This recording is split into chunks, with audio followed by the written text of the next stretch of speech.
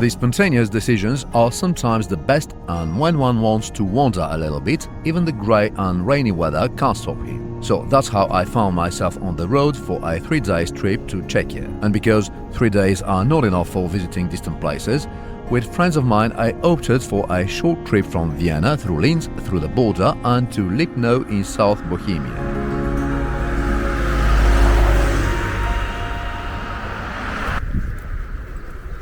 I stopped in the afternoon for a break and a lunch in the town of Vyšší on the banks of the river Vlatvou, where I couldn't miss to visit the monastery there that I found to be a Cistercian one.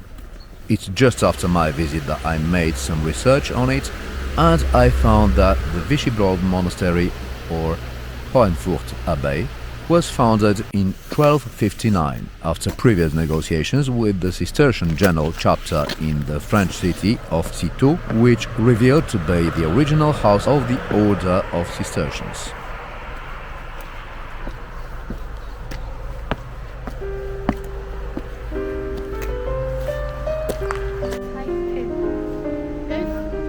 Here is a broad view of the river and a small part of the town.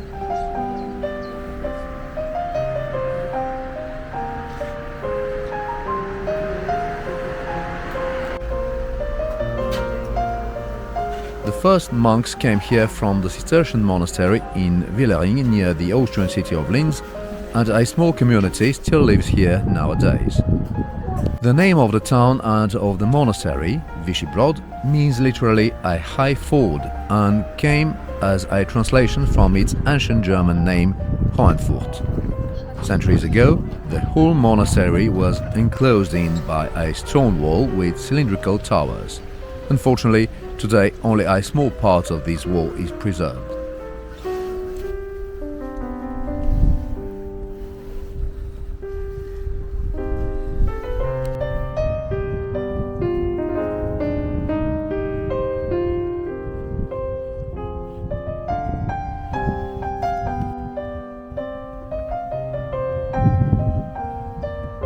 The monastery church with its adjacent buildings was constructed step by step from the late 13th century to the late 14th century in a Gothic style. In the following centuries, here were built other buildings in a classical style and later in a Renaissance style, the most important of them being the prelature on the east side from where I entered the area. All these refurbishments, reconstructions, new constructions made the entire place somehow incoherent, and probably that's why I felt it to be a little bit disparate and dispersed, but the central part with the church was pretty neat.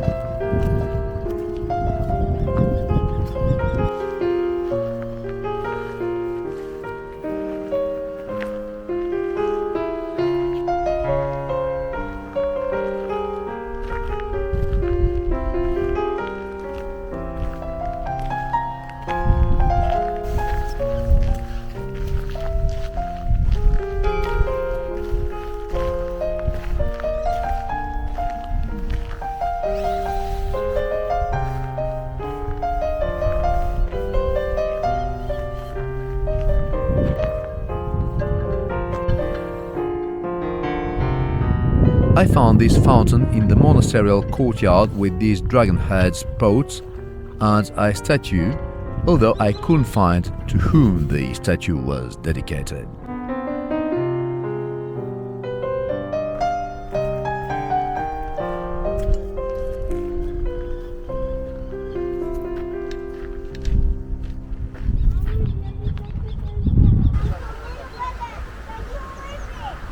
Anyway, I had to leave because there was still a road ahead to Lipno, where I intended to stay for the next 2 days.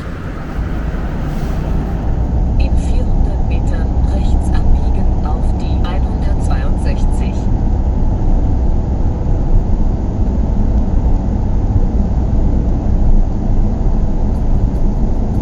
Rechts abbiegen auf die 162.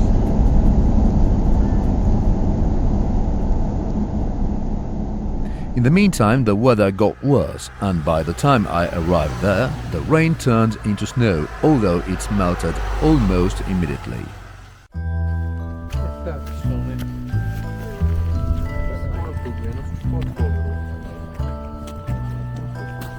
Later that day, I took a walk along Lipno with its full name, Lipno nad Vltavou, which is a full-year resort for recreation, skiing and snowboarding, water sports and fish farming. There are ski slopes equipped with lifts, as well as a large lake with a jetty and numerous boats and small yachts.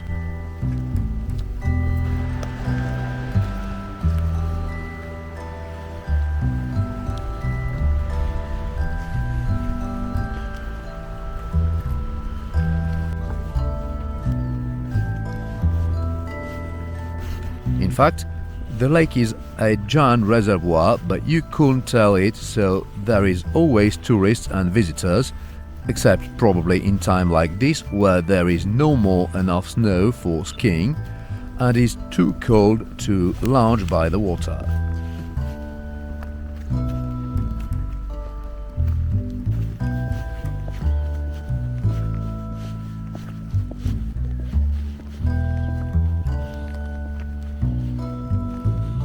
It was beautiful with all those small hotels dispersed at a distance from one another, and I'll take another stroll here for sure. I couldn't miss to take a look to the lake and to walk along the pier where you can find one of the many restaurants.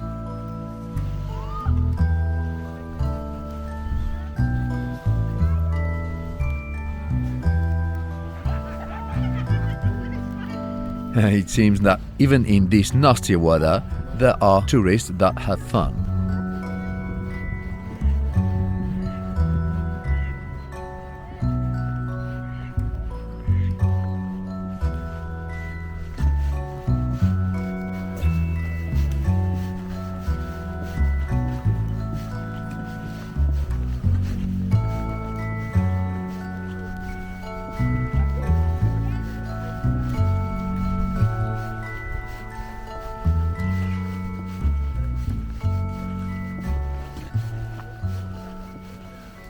Well, regardless of the clouds, I was glad to come here and I enjoyed the trip.